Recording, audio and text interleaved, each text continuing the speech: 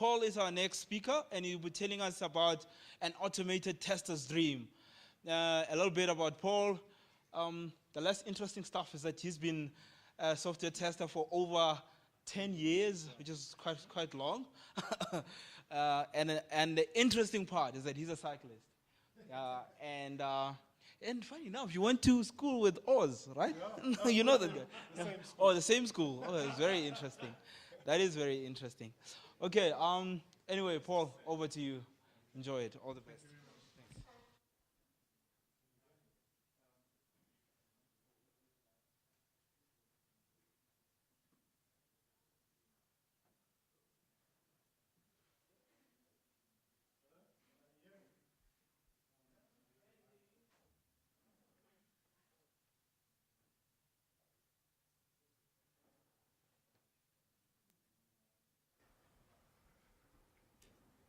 Okay.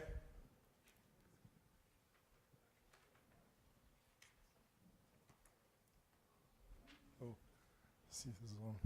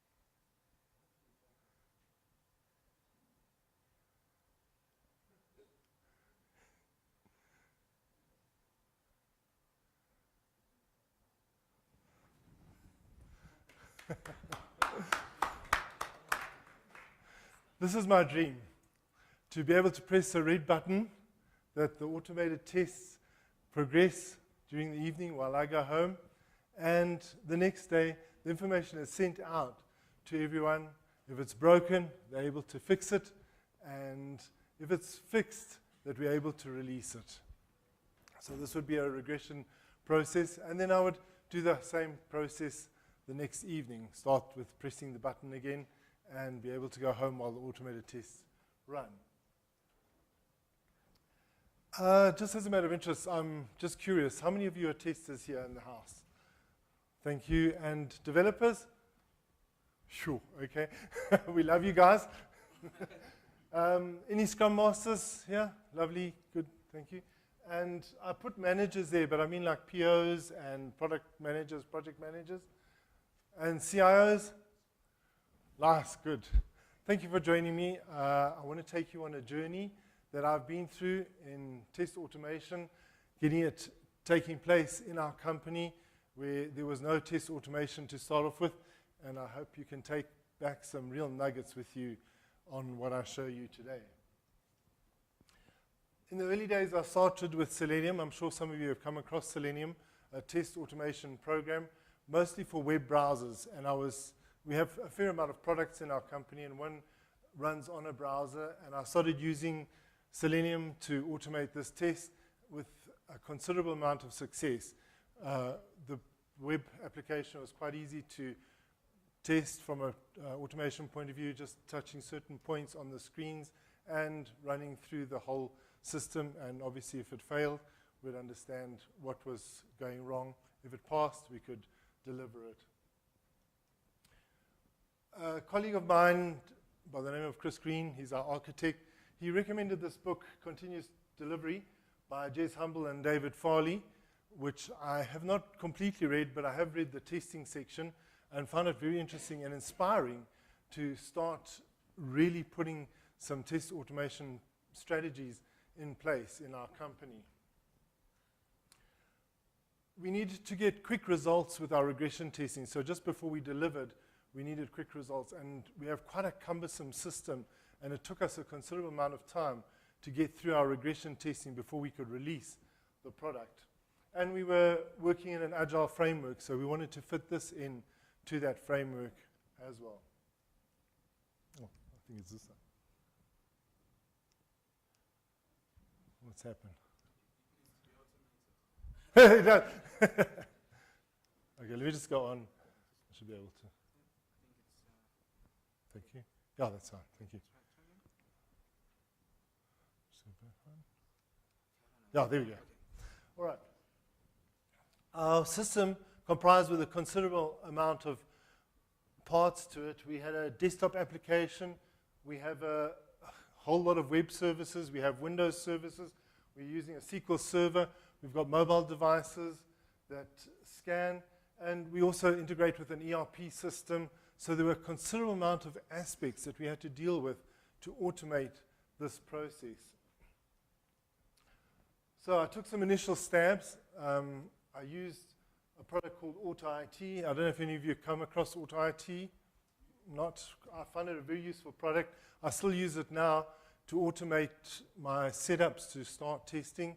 And I find that a really powerful little program. And I have to tell you a bit of a story about this. We started doing it, and we used coordinates on the screen. And a colleague of mine that believes that developers should be in the office and testers should be in the basement. we have since become good friends. And he said, that's a bad idea, because your screen sizes are going to change. We've got mobile devices. We've got a whole lot of different systems that we're using, operating systems, etc. We moved from there to using the controls and actually touching each point. And we asked the developers to start putting some hotkeys in, which helped us considerably to be able to move through the system step by step. Another one that we used that I found incredibly useful was using a Unix date stamp. Because it's unique, when you're trying to put entries in for your data, you can just rerun the program one after the other, after the other, after the other, and you get the results from that. My colleague also recommended that I start using the code repository that we had in place. You can see we had SVN. And this started bringing the developers and testers together. I was really quite impressed as to what started taking place between the two groups of people. And the beauty about this was I was actually typing in the version every time on the scripts that I was writing for AutoIT. The beauty about this was I was able to take the version number that was being run and put it into the script. Made a lot of sense. Along came Jacques from In Reality, and he recommended that we get a build server. Do any of you use build servers? Great. They really are worth it, and this is where it starts becoming exciting. We introduced the build server, but as you can see what I said there, the developers were hogging the build server. They wanted their builds to go through. They submitted them to SVN. The build happened, and we got the product. We took it off, and we tested it. And then we ran our automated tests independently of that. And what we needed to do was find a different way of doing this to improve this process of this dream that I was having. The difficulty with AutoIT is I couldn't integrate it with the build server, so I had to look at another option. And like I said, the AutoIT is mostly scripting. What I had to do was starting a little bit of C# code, which was quite new to me, a bit of a paradigm shift. And we used White. I don't know if any of you have come across White. I did mention it to you earlier on. And this started working for us. It's just a plugin for an IDE that we could use. And fortunately, my colleague, also a tester, her name is Nondumiso Zulu. She said I must mention her name today. And she helped me a great deal to actually get this off the ground with her C# understanding. And then I was starting to learn myself with Visual Studio. We also seconded a developer which helped us, and he started taking it a bit further for us and showing us better ways to do it. And gradually, slowly but surely, we managed to start getting our test automation going with this product. Another beauty was that although we had started with the AutoIT, we didn't have to throw it completely out with the baby. the bathwater out with the baby. We were able to use it, and we used the processes we had in Auto IT and placed them into this white product. It wasn't a complete changeover. We had to rewrite a lot, but the principles worked extremely well in this other product. Now, this is where the real beauty took place. Now that we were putting our code of the C# test script into SVN, our repository, we were able to use it as well as the code that the developers were putting into the repository as well. So now, instead of having to press a red button, the developers were our red button.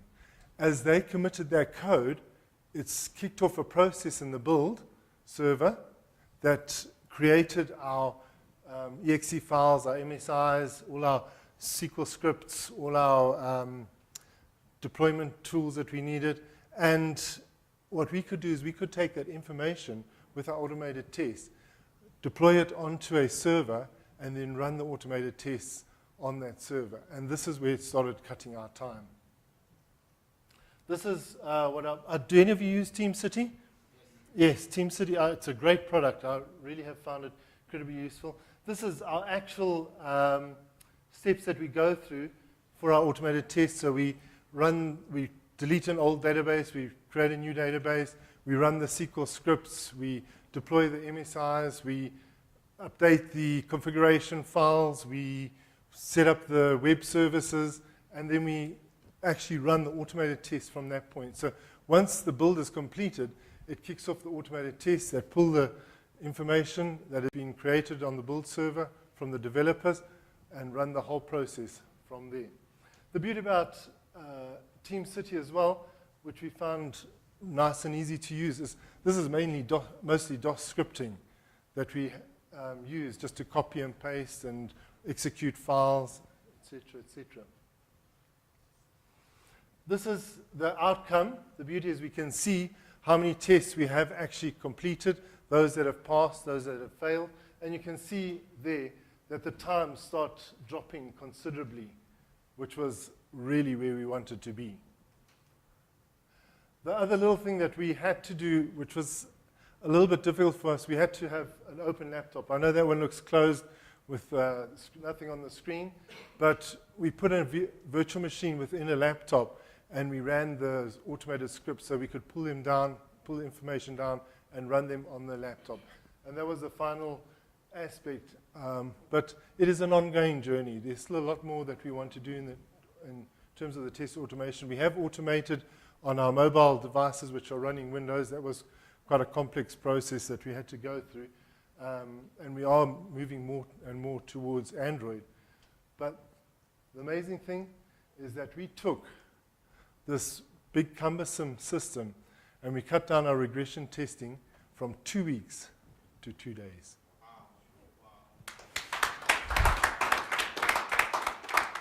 Thank you very much. Thank you, Floyd. Thank you. Very, very practical talk. At this point, we'll accept questions. Oh, Oz. Anyone other than Oz? You can't speak Shona to me, Oz. Noted. Yeah, you go, Oz. Great story, Paul. Hello. Thanks for that. So what's next now? Well, in your journey, what is the next step or the next target for you to automate or improve on? We don't have complete coverage at the moment. There's still some modules on the system that we've got to do. Unfortunately, they require scripts to become like SQL scripts to be run a bit later. But that's the main thing. One thing that developers suggested to me, because I do training as well, is that we automate the process right through to our documentation for the training. I'm a bit nervous of it, but I'm open to trying it out. That's the next step. And also getting it to actually run directly from the build server on the mobile devices. That will be our next big step that we've got to achieve.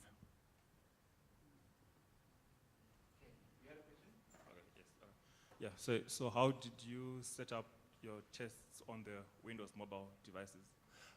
What I used was a product called Auto Hotkey. And it's got a tiny little program that you put onto the Windows mobile device. And once, you see, what our system does is updates the version automatically on the device. So we would have to actually press the button to start that process. But we use auto hotkey, and we just use hotkeys on the mobile device to go step by step through the product. But we use, the one thing that we have used is the setup that we created with our automated tests. All the data that we've inserted with our automated tests gets pulled down to the mobile device and run on the mobile device. Does that answer your question? Yeah, I think so. Well, just to take it a bit further, like I said, actually our team is building an Android, the same product, but on Android, and we are looking at hopefully using this white even further to run on the Android mobile device as well.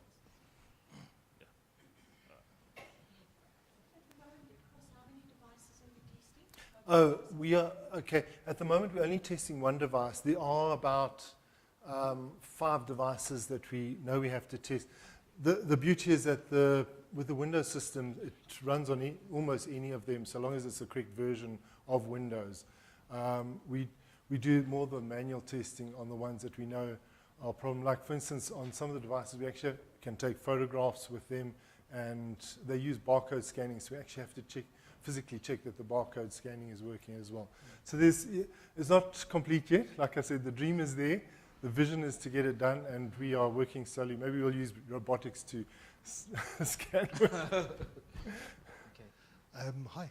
Yes, hi. Okay, I've got 2 questions. First Yes. one is just, you've basically got multiple channels that you're going out to. It's kind of like the Windows, the Android, that kind of stuff. Yes. How much extra work is it to introduce one of these new channels to your automated testing? Oh, you say to introduce the testing? That's right. Yeah. So you've got the test running in the Windows mobile environment. Yes. You've got your backend, all that kind of stuff. Now you're introducing Android. Yes. Is there a lot of extra overhead that you actually... There is quite a considerable amount of overhead. The beauty about the Android is there is a lot of automated test automation for Android out there, which the Windows mobile devices don't have. I think our hardest one at the moment is deciding which one to use. That's where we're having a bit of difficulty at the moment. But I'm hoping that this white will work so we can actually download it directly to the device and then run it on the device. So in theory, would white then allow you to reuse the tests that you've already developed? We can use the scripting of the tests that are there, but starting to use C#, we're using methods, and you're going to have to help me on that one. But we're starting to use a whole different structure compared to what we had before. Like I said, the other one, although the white does also click on and uses hotkeys, etc., to move around on the operating system on the device. Look, I know that there's a lot ahead of us. To exact amount, I can't tell you, I'll be honest with you. Yeah. And then just the second question is just Yes. around maintaining the tests that you've got over time. Yes. How much effort is that related to kind of like Yeah. creating the tests to start off with? Okay. The question is how much maintenance is required on the test automation systems. Initially, I was very nervous of it because with Auto IT, I found I was having to do a lot of maintenance on it, especially when there were minor changes like just sometimes wording or a hotkey change, which it made us get all our hotkeys sorted out and our tabs flow working out. Yeah, I don't know. It's going to take a considerable amount of time to actually get it up and running. I do know that. If you want to ask me further questions, I can see if I can answer them for you on that aspect. Okay. Paul, thank you. Thank you so Thank you much. very much. Yeah, that was a great talk. And can you just give him a round of applause? Thanks. Thank you very much. Okay, just don't forget to rate the talk again on the app. And secondly, I mean, if you want to engage further with Paul, I mean, you're welcome there. Yes, I'm you around. Can chat. I mean, he's also on Twitter, so you can connect with him there. So I think he welcomes that as well. Yes, I do. Yeah. Absolutely. Okay, thank you. So much. Thanks, Paul.